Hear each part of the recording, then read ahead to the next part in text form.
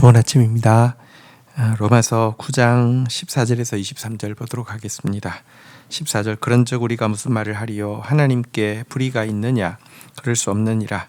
15절 모세에게 이르시되 내가 긍휼히 여길 자를 긍휼히 여기고 불쌍히 여길 자를 불쌍히 여기리라 하셨으니 16절 그런즉 원하는 자로 말미암음도 아니요 다른 박질하는 자로 말미암음도 아니요 오직 긍휼히 여기시는 하나님으로 말미암음이라. 여러분 이 야곱가에서 이야기를 하면서 한 사람을 하나님께서 더 사랑하셨다 이렇게 예정하셨다라고 앞에서 이야기했는데요. 이것에 대해서 하나님 불의하다라고 따질 수 있느냐 이렇게 지금 이제 묻고 그렇게 따질 수 없다 이렇게 이야기를 하고 있는 내용이었습니다. 하나님의 예정론에 대해서 우리가 가지고 있는 그 강력한 오해들이 있죠. 불공평하다는 것입니다. 그러면 하나님께서 아예 선택하지 않았기 때문에 이렇게 하나님을 믿을 수 없었던 사람을 하나님이 심판하는 것이 타당하냐 이렇게 이야기하는 것입니다. 그런데 여기서 우리가 한 가지 전제 조건을 망각하고 있기 때문에 이와 같은 생각을 하는 것입니다. 모든 인간은 하나님의 진노를 받아 멸망하기에 조금도 부족하지 않은 죄인에 불과합니다.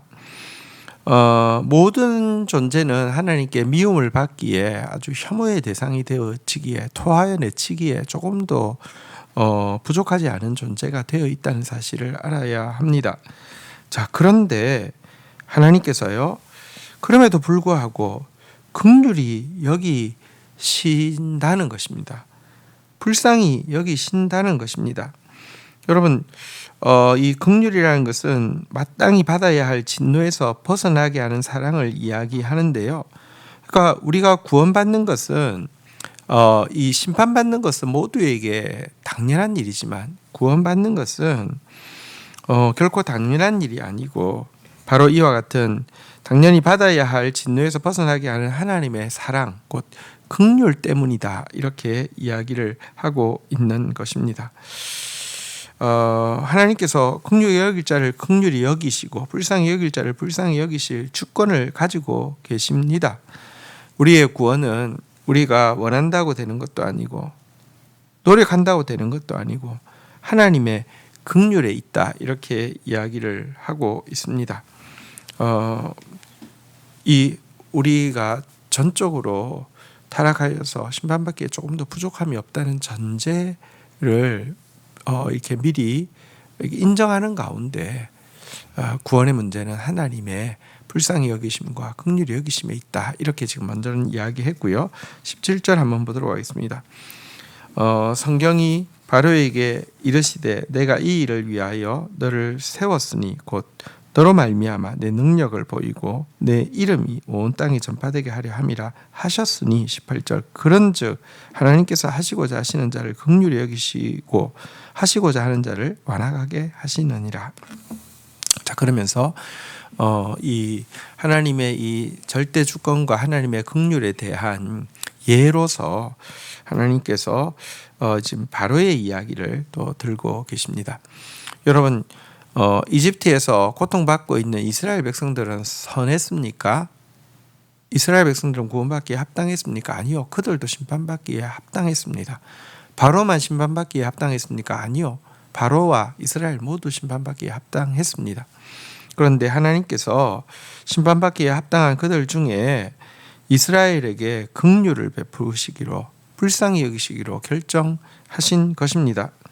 그리고 이 일을 위하여서 바로를 세웠다고 그랬는데요. 이것은 적극적으로 하나님 세웠다는 의미라기보다는 이 하나님이 불쌍히 여기시고 구원하시는 일에 바로가 무대에 등장하는 것을 하나님이 제재하지 않으셨다 이런 뜻입니다. 바로가 무대에 등장해서 하나님의 긍휼이 임할 수밖에 없도록 이스라엘에게 또 하나님의 임한 긍휼이 얼마나 큰지를 깨달을 수 있도록 이스라엘에게 악역을 이제 하게 되었다는 것입니다. 여러분 먼저는 우리가 하나님의 이 예정에 대해서 불평하기 이전에 주권자이신 하나님을 인정하고 자신의 죄인됨을 인정하고 나서 여러분 우리를 향한 하나님의 마음에 대해서 받아들이는 것이 중요합니다. 사실 바로를 완악하게 하셨다라고 이야기하는데 그러면 바로는 억울한 것이 아닐까요? 근데 성경 출애굽기 이제 인용구에 원래 성경에 가보면요, 바로가 마음을 완악하게 했다라는 표현과 하나님이 바로의 마음을 완악하게 하셨다라는 표현이 거의 비슷하게 나옵니다. 사실은 바로가 마음을 완악하게 했는데 하나님께서 그것을 내버려 두셨다는 것이죠. 이게 이제 앞에서도 이야기한 것처럼 바로를 세웠다는 말이 바로가 무대에 오르는 것을 제지하지 않았다는 말과도 비슷합니다. 여러분, 바로가 강박한 것입니다. 근데 하나님께서 그가 강박하도록 그냥 내버려 두신 것입니다. 이 일을 통해서 이스라엘에게는 하나님의 긍휼이 얼마나 큰지를 나타내게 되었고요. 열방 가운데는 하나님의 구원의 능력이 얼마나 큰지를 나타내게 되었다는 것입니다. 성경에 보면은 이런 표현이 있습니다. 그러나 바로가 숨을 통할 수 있음을 볼 때에 그 마음을 완강하게 하여 그들을 듣지 아니하였으니 여호와의 말씀과 같았더라. 그가 마음을 완악하게 하고 완강하게 했는데 그것이 하나님의 말씀과 같았더라. 그러니까 하나님의 예지와 같았다. 이렇게 이야기하고 있는 것입니다. 자, 이제 내려가서 토기장이의 비유로 다시 한번 설명하고 있는 내용을 보겠습니다. 19절. 혹 내가 내게 말하기를 그러면 하나님이 어찌하여 허물하시느냐 누가 그 뜻을 대적하겠느냐 하리니 20절 이 사람아 내가 누구 귀에 감히 하나님께 반문하느냐 지음을 받은 물건이 지은 자에게 어찌 나를 이같이 만들었느냐 말하겠느냐 21절 토기장이가 진흙 한 덩이로 하나는 귀히 쓸 것을 하나는 천이 쓸 것을 만들 고난이 없겠느냐 22절 만일 하나님이 그의 진노를 보이시고 그의 능력을 알게 하고자 하사 멸하기로 준비된 진노의 그릇을 오래 참으심으로 관용하시고 23절 또한 영광 받기로 예비하신 바 긍휼의 그릇에 대하여 그 영광의 풍성함을 알게 하고자 하셨을지라도 무슨 말을 하리요. 자, 하나님의 주권에 대해서 아무리 이야기해도 또 인간의 전적인 타락에 대해서 아무리 이야기해도 사실은 주권적인 예정에 대해서 항의하는 마음, 불평하는 마음, 또 논리를 가지고 논박하는 자들이 계속 있습니다. 여기에 대해서 바울은 토기장의 비유를 가지고 한 번 더 설명을 하고 있습니다. 여러분, 물론 이 비유가 하나님과 인간 사이를 설명하기에 조금 적절치 않을 수 있습니다. 토기장이가 진흙을 취급하듯이 하나님이 인간을 대하지 않고 성경에 보면 하나님은 마치 인자한 아버지가 자녀를 대하듯이 우리를 대하고 있다라고 이야기하고 있기 때문입니다. 하지만 본질적으로는요, 이 토기장의 비유가 인간에게 가장 적절한 비유입니다. 왜냐하면 우리는 진흙으로 만들어진 존재이고요. 하나님은 진흙인 우리를 사람으로 만든 조물주이기 때문에 그렇습니다.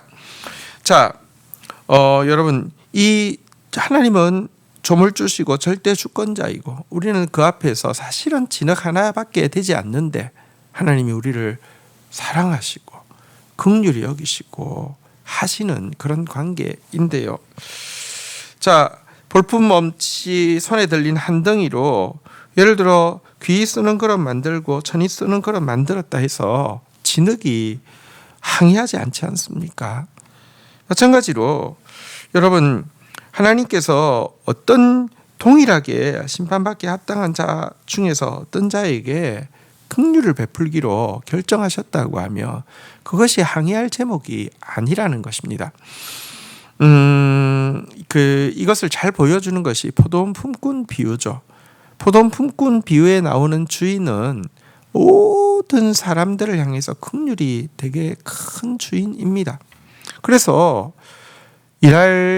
일자리가 부족해서 일을 구하지 못해서 빈둥거리는 사람들을 이렇게 임금을 주기 위해서 새벽 6시부터 가서요, 9시, 12시, 또 3시, 5시 이렇게 계속 일꾼들을 부르고 있습니다. 그 포도원에 일이 너무 많아서 일꾼들이 더 필요해서 불렀을 확률은 없습니다.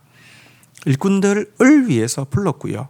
그리고 나서는 정상적으로는 처음 온 사람이 하루 품삯을 받으며 마지막 1시간 남겨놓고 온 사람은 그 당시에는 6시부터 6시까지 일했으니까 12시간이니까 12분의 1만 받아도 받는 사람 감사한 것입니다. 그런데 주인이 부른 이유 자체가 일이 없으면 임금을 못 받고 임금을 못 받으면 가족이 굶기 때문에 그들을 위해서 불렀기 때문에 주권적으로 오후 5시에 온 사람에게도 한 데나리온을 주기로 하는 것, 이것이 여러분 앞에 사람들이 불평한 이유가 되었지만 다시 자세히 생각하면 불평할 이유가 하나도 없습니다. 처음에 하루치 품삯을 위해서 온 사람도 일자리 구하지 못했으면 아예 그날 공쳐야 되는데 일자리를 구했고, 또 일할 사람 많은데 일 시킬 사람 적으니까 당신은 임금 체불이 너무 상식적으로 벌어지고 있을 때 체불하지 않고 줬으니 그는 정말 감사해야 되는 것입니다. 나머지 사람들은 어쨌거나 오전 9시에 온 사람도 3시간이나 더 이익을 받잖아요. 12시에 온 사람은 6시간이나 이익을 받잖아요. 오후 3시에 온 사람은 진짜 75%를 이익을 받잖아요. 그럼에도 불구하고 원망했다니까요. 불평했다니까요. 그러니까 하나님의 이 긍휼에 대해서, 주권에 대해서 불평하는 거 합당치 않다, 이런 이야기이고요. 뒷부분에 보면 또 한 가지는 하나님이 예를 들면 진노의 그릇을 향해서도 오래 참으심으로 관용하는 분이다, 이렇게 이야기하면서 하나님께서 넌 아니야 라고 했으며 회개의 기회를 충분히 주지 않는 분이 아니라는 것을 보여주고 있습니다. 여러분 여기 보면 어쨌든 여기 하나님의 예정이라는 것이요, 여러분 진노의 그릇으로 이렇게 예정하게 했다, 영광받기로 예비했다, 이렇게 돼 있지만 여러분 이들에 대한 것이 사실은 이제 예정했지만 오래 참으심으로 관용하기도 하고, 또 예정했지만 영광의 풍성함을 드러내고자 또 더 오래 참으셨다라고 이렇게 이야기하는 것을 보아서 이것이 무슨 우리 생각처럼 닫힌 예정이고, 그리고 한번 닫힌 예정이 되고 나면 마치 회개할 기회도 주지 않는 이런 것이라고 이야기하는 것이 아님을 볼 수 있습니다. 사실은 하나님은 모든 사람에게 긍휼을 베푸시기를 원하시고, 하나님의 확실한 뜻은 모든 사람들이 구원받기를 원하는 것입니다. 그래서 정말로 하나님 앞에 겸손하게 돌이키고자 하면 기회가 있다는 것이 성경의 가르침인데요. 그러나 끝까지 교만하게 강팍하게 원망하거나 혹은 또 하나님의 긍휼을 받아들이지 않는다고 하면 심판이 임할 수밖에 없다, 이렇게 이야기하는 장면이었습니다. 오늘 내용 가지고 주님 앞에 나가서 기도하며 나가도록 하겠습니다. 하나님, 우리는 멸망받기에 조금도 부족하지 않은 완벽한 죄인이고 하나님은 완전한 주권을 가지고 계셔서 심판하시기에 조금도 부족하지 않은 분이시지만 하나님이 죽을 수밖에 없는 우리를 향해서 긍휼을 베푸시고 또 악한 자들을 허용하심으로 말미암아 우리를 향한 당신의 긍휼을 더 선명하게 하시고 또 하나님께서 가지고 계시는 이 구원의 능력이 얼마나 큰 것인지를 또 분명히 보여주신 것을 인하여서 감사합니다. 하나님의 긍휼 없이는 구원받을 수 없었던 우리가 하나님의 이 긍휼에 대해서 무한히 감사하며, 또 우리가 하나님 앞에서 반역하며 또 말싸움을 하려고 하는 그런 마음이 아니라 정말 우리에게 주시는 이 회개의 충분한 기회 앞에서 계속 돌이키고 또 더 많이 하나님의 긍휼에 대해서 감사하며 그 긍휼의 풍성함을 영화롭게 하는 그런 신자로 살아갈 수 있도록 저희들에게 은혜를 더하여 주시옵소서. 예수 그리스도의 이름으로 기도 올립니다. 아멘.